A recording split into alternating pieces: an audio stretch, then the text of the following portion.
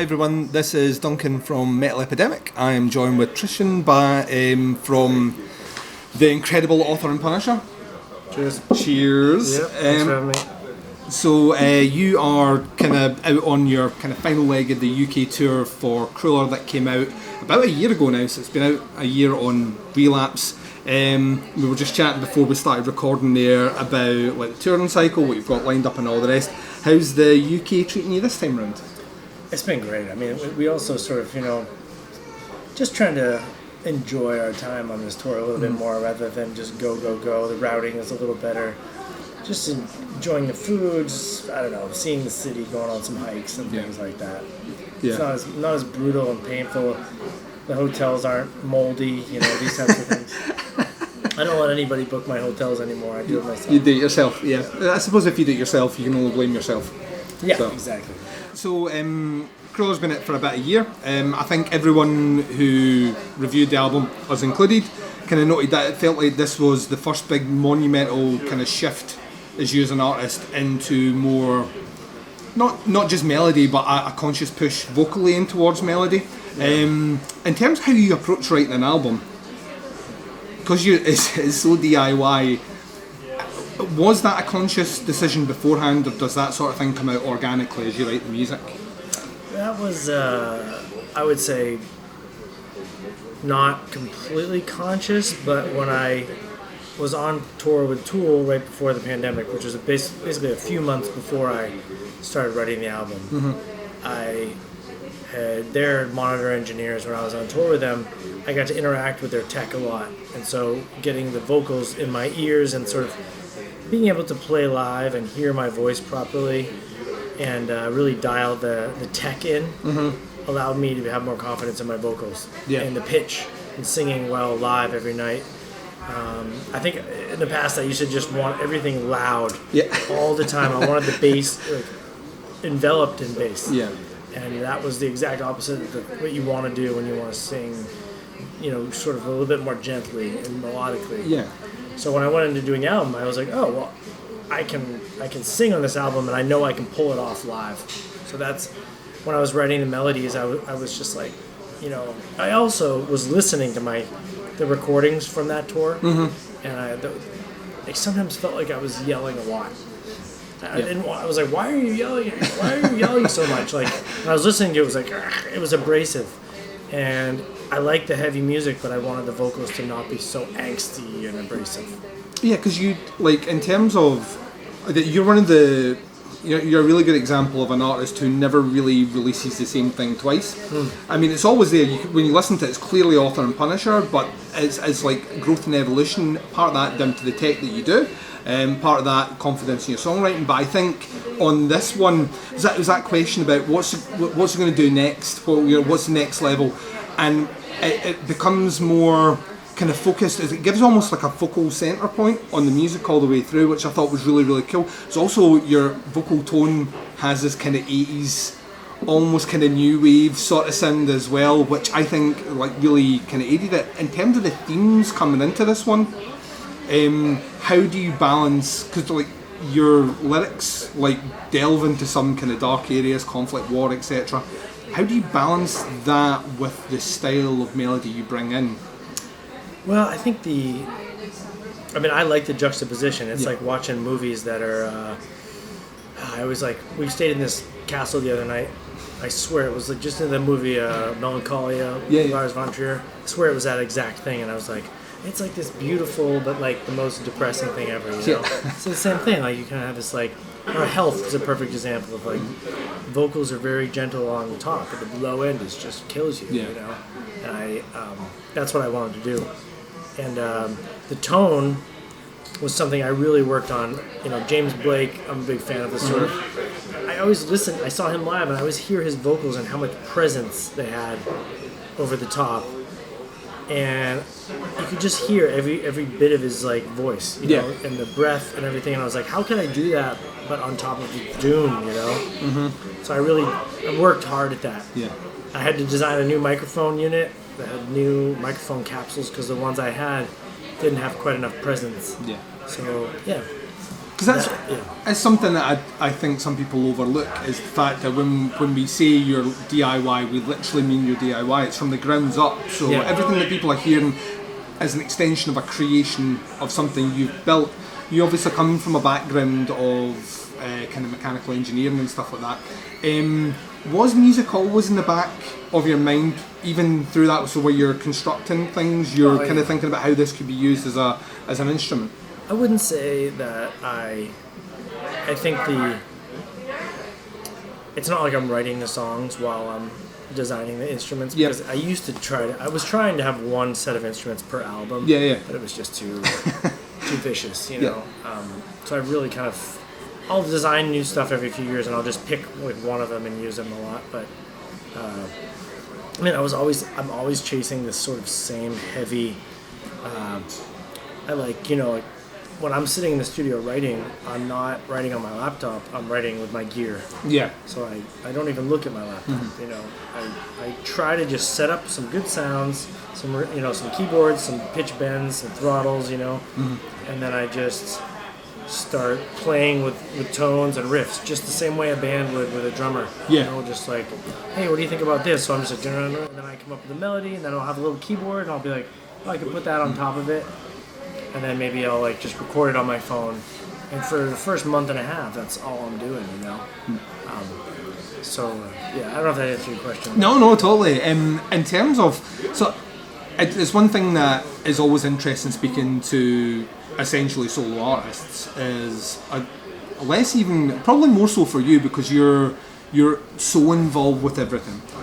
How difficult is it to pull away from the coalface and objectively listen to what you're writing, or can you lose a lot of time in the process of writing, going down an avenue that ultimately doesn't prove to be kind of fruitful musically? I don't think that ever happens. Yeah. I just know. Like on this album, I think the first one I did was the first song was Drone Carrying Dread, and then like Maiden's Star kind of have this, Incinerator kind of have this like kind of epic long vibe with these kind of, I don't know, melancholic kind of like combinations of really heavy fifths and chords that I found, and then these kind of little like sort of dissonant atonal melody lines on synth on top. And so once I sort of, those three songs were the first ones. Once I sort of got those, I was like, oh, okay, that's the vibe for the album, you know? And the Portishead thing came later, and that was like, oh, that's kind of the same vibe. So. And in total, how long did it take from kind of start of? I would say May for the writing. May through February. Right. Because Justin Chancellor, who guessed it on, wrote that Centurion track together. So. And that was the last one that we did. How cool is it being involved with a band like Tool? I mean, like, because they arguably are, like, to this day, they're a band who very seldom put out anything, but in between that time, no one stops talking about them. So they're fans. Like? They're hardcore. They're fans, man. It was awesome. I mean, and also just the fact that I interacted with Danny and Justin the most. They share like a green room, so there's like, and then Adam and Maynard are cool, and they just kind of are a little stay to themselves a little bit more. So we hung out a lot, especially, you know, Justin's a Chelsea fan, and I was a Liverpool fan, so we had like a nice little. We would kick the ball around in the arena before the show. We would just play. Or they had rugby ball and when we were in Australia. But, is that what you call it? Is it a ball? Yeah, a ball. Fucking Americans. I'm the last person you talked about sports. Okay. So I will agree with everything you've said, because I just assume Americans are better at sports. In terms of like that sort of tour as well, like Tool fans tend to be really accommodating of their supports, because they don't want to hear a band just like Tool. How was that experience then playing to a Tool crowd? Do you feel like they got it? You know, they kind of picked up what you were putting down? Well, you don't sell as much merch as you think you are. You're like, you start doing the calculations of like, okay, there's 15,000 people here. I'm gonna sell $10.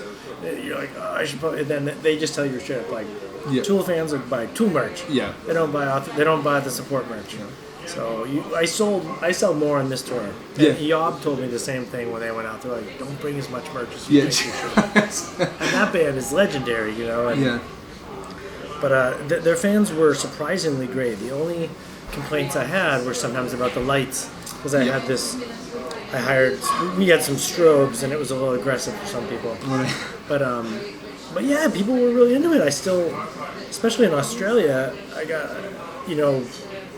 I haven't been there since, but there was like radio play and the followers from that, and the listen. If you look on Spotify, Australia is one of the biggest places, and so yeah, it was cool. Yeah. I like the fans; they were really cool. I think the thing is, well, like they're educated fans, if you know what I mean. So they're educated more than just appreciate music as opposed to appreciating genre, which I think in itself is a cool thing. I didn't want to go into influences particularly, but like it does kind of feel like nothing is ever really off the table for you.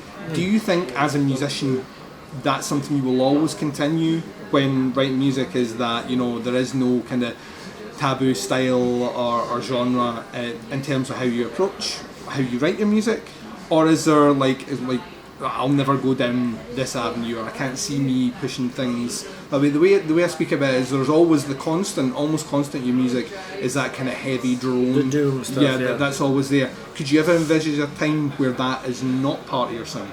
I don't think so. Yeah.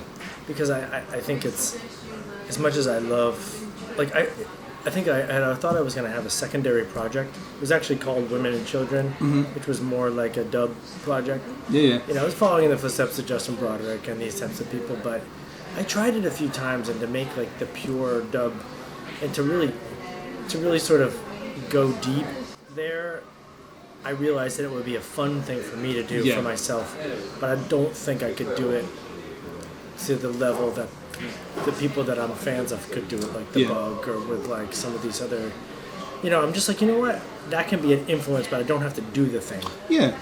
Or I like death, and I like some death metal, but like I can every once in a while have some elements of that. Or like these new sort of black metal bands that are really experimental, or like Imperial Triumphant. Been like really digging that stuff lately.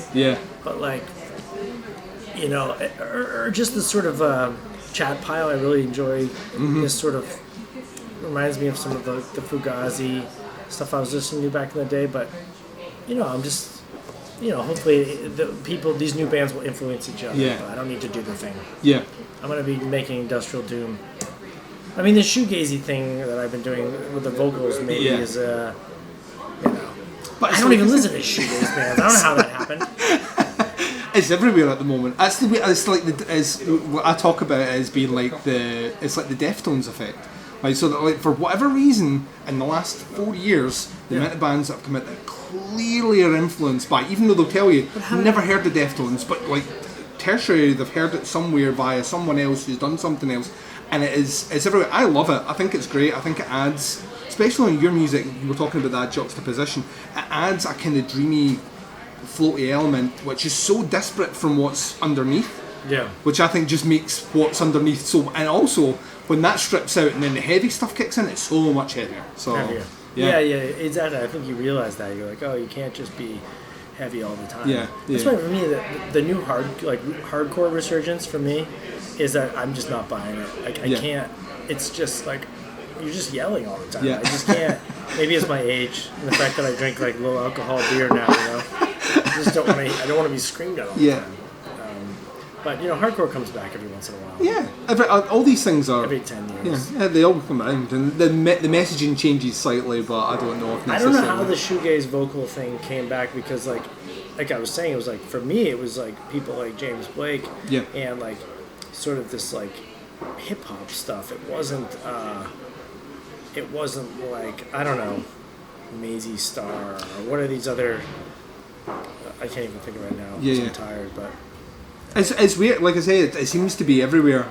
I think there's a difference between listening to bands who are organically crafting it into the music and those that just see it as that's what's selling just now, so we'll just put that in there. And that's what I meant. Like you can hear the changes in the albums that you do, that it is the next, so that the next logical step, even though no one was expecting it, is obviously the next logical step when it arrives. So you have a couple of dates left in the UK, and you were saying you're out to Amsterdam and then back to the States for some more dates there. Then a bit of chill.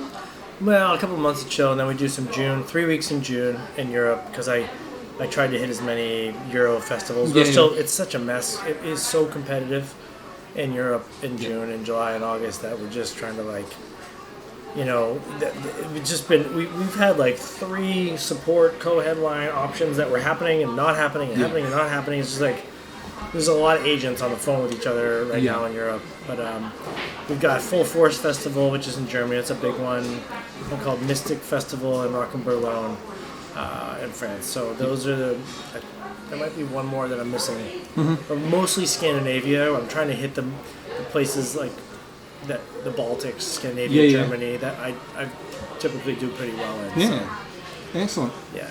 And the inevitable question that always comes up, when are you going to start writing the next album? Well, we're going to release some singles this year. The managers that I have now were like, hey, let's try something different this year and do some cover tracks, do some singles. I think Health and I are sort of chatting about finally doing a collaboration for that tour. Yeah. So there'll be a track there. And then, like the Arca thing, like she's been using my gear, so yeah, there might be something happening there. We'll see. Yeah. I love it when bands do that, like especially when they get on, they do something together before a tour.